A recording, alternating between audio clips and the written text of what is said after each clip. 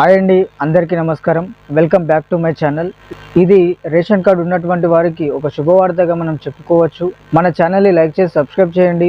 కింద కామెంట్ రూపంలో మీ అభిప్రాయాన్ని తెలియజేయండి. చూసిన ప్రతి ఒక్కరూ సబ్స్క్రైబ్ చేసి ఒక లైక్ కొట్టడం మాత్రం మర్చిపోకండి. రేషన్ కార్డు ఉన్నటువంటి ప్రతి ఒక్కరికి, రెండు తెలుగు రాష్ట్రాల ప్రజలకు కూడా ఇది శుభవార్త అని చెప్పవచ్చు.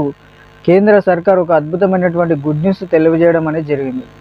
చాలామంది వంట సరుకుల కోసము ఇబ్బంది పడుతూ ఉంటారు. దానిని దృష్టిలో ఉంచుకొని అంత్యోదయ అన్న యోజన అనేటువంటి పథకం కింద కేంద్ర ప్రభుత్వము చక్కెర పంపిణీ చేయడానికి ఒక అద్భుతమైనటువంటి నిర్ణయం తీసుకోవడం అనేది జరిగింది. ఇది ప్రస్తుతము మార్కెట్లో 40 నుంచి 45 రూపాయల కిలో వరకు ఉన్నది చక్కెర.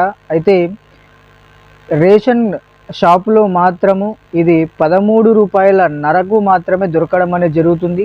దీని ద్వారా మధ్యతరగతి కుటుంబాలకు కూడా కొద్దిగా ఆసరాగా ఉండడం అనేది జరుగుతుంది. కాబట్టి రేషన్ ఉన్నటువంటి ప్రతి ఒక్కరూ ఈ పథకాన్ని సద్వినియోగపరచుకోండి.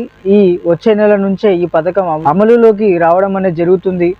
ఇది అన్నా యోజన అనేటువంటి ఒక అద్భుతమైనటువంటి పథకము. పౌర సరఫరాల శాఖ దీనికోసం కీలకమైనటువంటి నిర్ణయం తీసుకుంది. కాబట్టి మీరు ఈ పథకాన్ని సద్వినియోగపరచుకోండి.